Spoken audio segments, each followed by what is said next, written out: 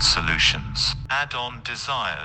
Hello viewers, welcome to Adult Solution Daily Current Affairs session. I am Lokesh Penugonda. This session is designed mainly for aspirants preparing for banking, groups and such other competitive examinations. We cover news articles from both the Hindu and the Indian Express. Make a use of it. In the Hindu, we have an article where it is talking about the dolphin boom in the Odisha's Chilika Lake. So first we'll see about the dolphin, which is the Irrawaddy dolphins, and next we'll talk about the Odisha's Chilika Lake significance. So Irrawaddy dolphins. These dolphins are Eurohaline dolphins. So what is the meaning of Eurohaline? It means that these organisms can live in wide range of salinities. Wide range of salinities. So these organisms or these dolphins which are Eurohaline can not only live in the fresh water, but also they can live in the brackish water and also in the saline water. So this is called as Eurohaline feature. And now as we are talking about the Irrawaddy dolphins, we should know where these organisms, where these dolphins are generally seen. They are seen mainly in the coastal areas of South and Southeast Asia. Apart from the coastal parts of the South and Southeast Asia, these dolphins are found mainly in three rivers. First is the Irrawaddy River, which is in the country of Myanmar. Next is the Mahakam River, which is in the country of Indonesia. Next is the Mekong River, mainly found in China. So the Irrawaddy dolphins are found in coastal areas of South and Southeast Asia and also in the three rivers of Irrawaddy, Mahakam and the Mekong. Also you should remember that it is an endangered species according to the IUCN Red List. It is an endangered species according to the IUCN Red List, and in India the Irrawaddy dolphins are mainly found at the Chilika Lake. In this image you can see the Chilika Lake, which is in the Odisha or Orissa state. It is on the eastern side of the India, and you can see that how Chilika Lake is separated from the Bay of Bengal through narrow sand reef. So the Chilika Lake is separated from the larger Bay of Bengal through narrow sand reef, and this separation is called as lagoon. So what are lagoons? Lagoons are the brackish, shallow water bodies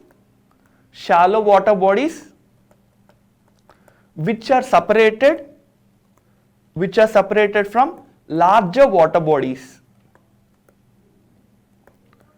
So we can see in this image how the Chilika Lake is being separated by the larger Bay of Bengal. So we can call the Chilika as a lagoon.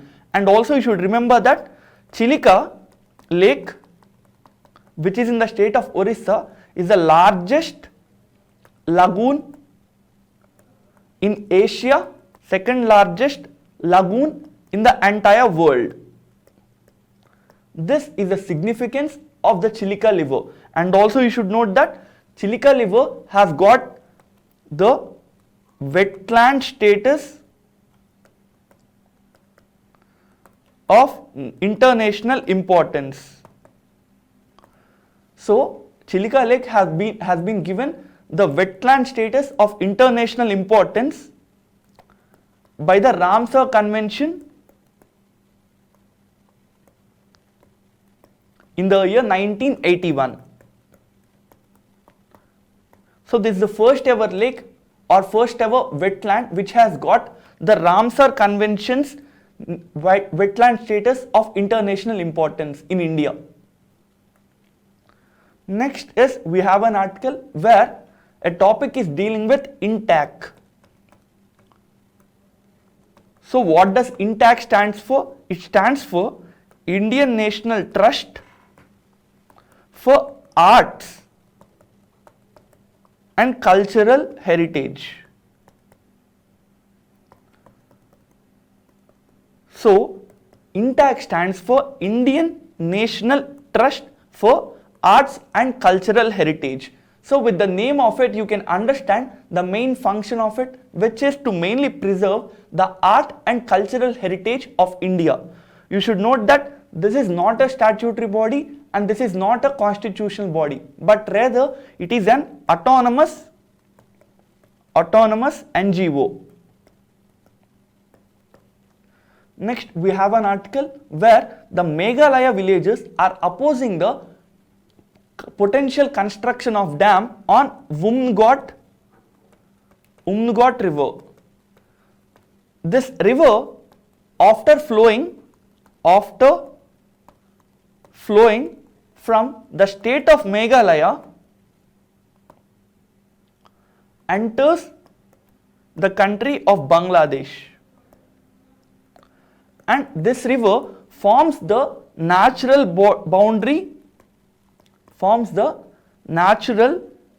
boundary between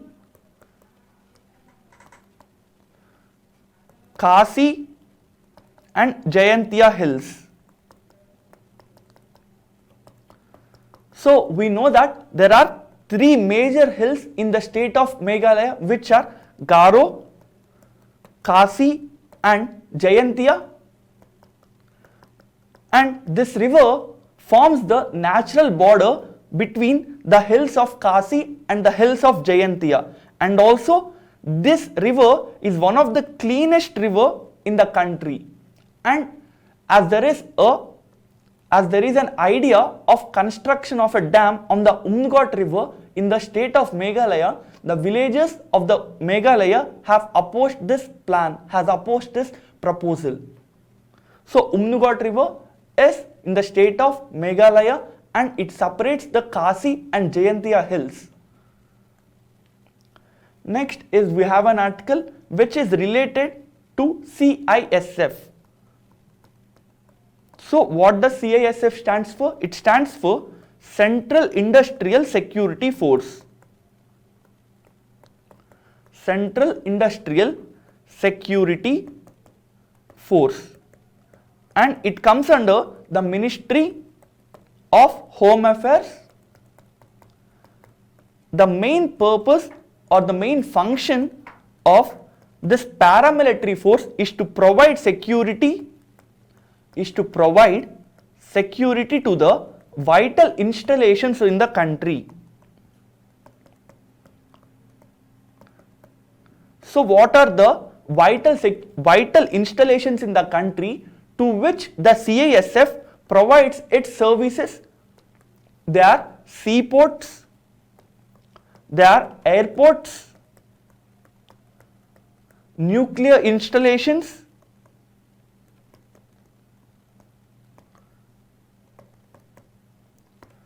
space centers and others. So the CISF, which comes under the Ministry of Home Affairs, is mainly to provide security to the vital installations of the country. Next, we have an article where it is talking about the G Securities auction. So what are G Securities or the government securities? These are tradable instruments dealing with debt. So these are also called as the debt instruments. So what is the purpose of issuance of government securities?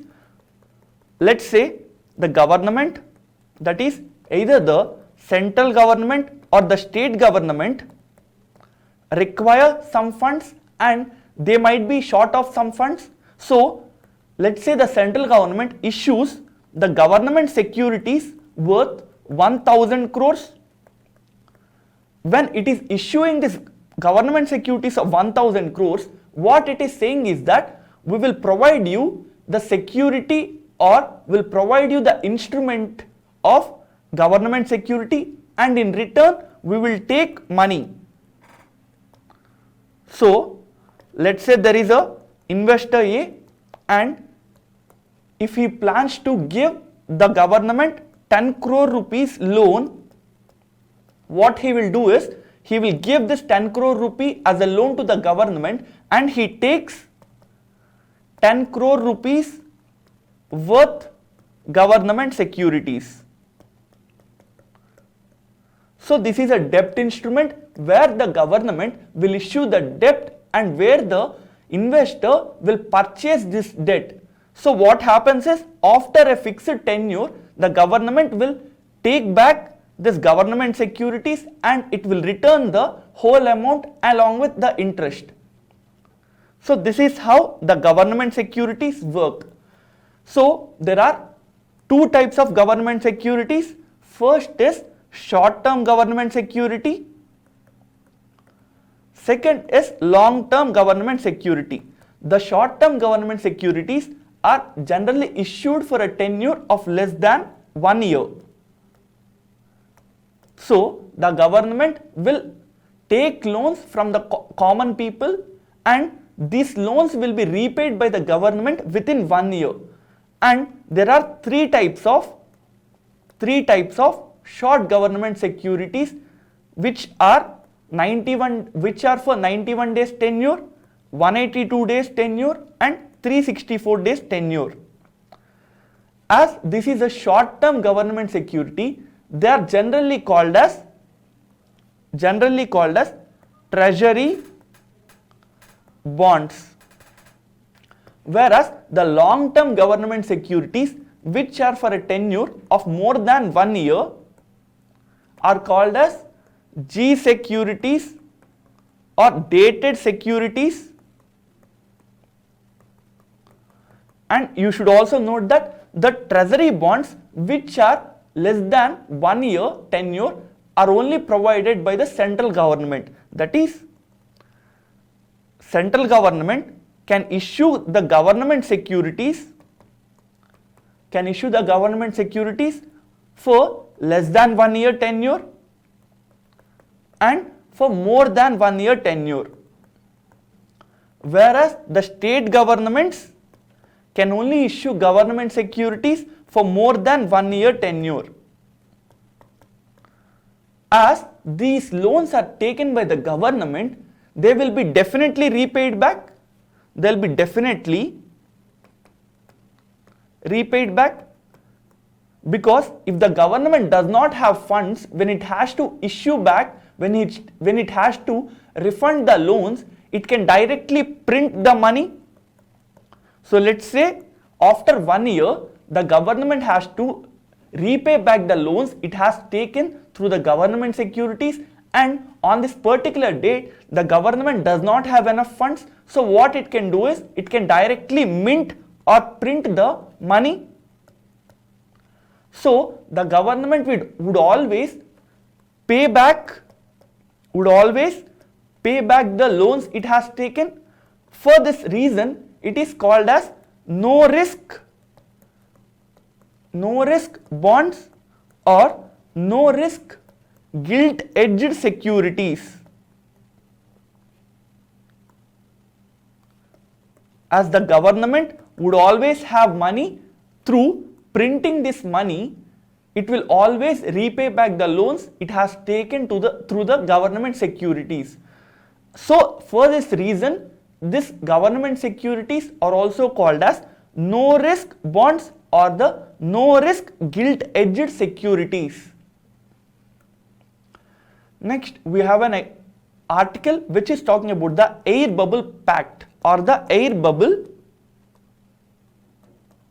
Agreement. So what is an air bubble agreement? Under this air bubble agreement, two countries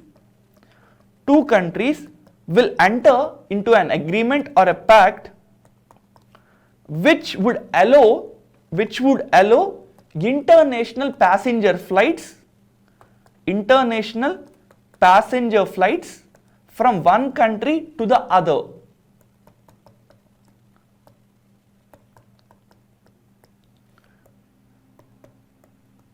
So what is the importance or significance of bringing in air bubble agreements? Because as we have seen, due to COVID pandemic, many countries have stopped flights which are mainly for passengers. So many countries have stopped passenger flights from entering its territories. So for this reason, people cannot move from one country to the other country. Whereas the governments through the air bubble agreements will be able to send the international air passengers from one country to the other country with restrictions.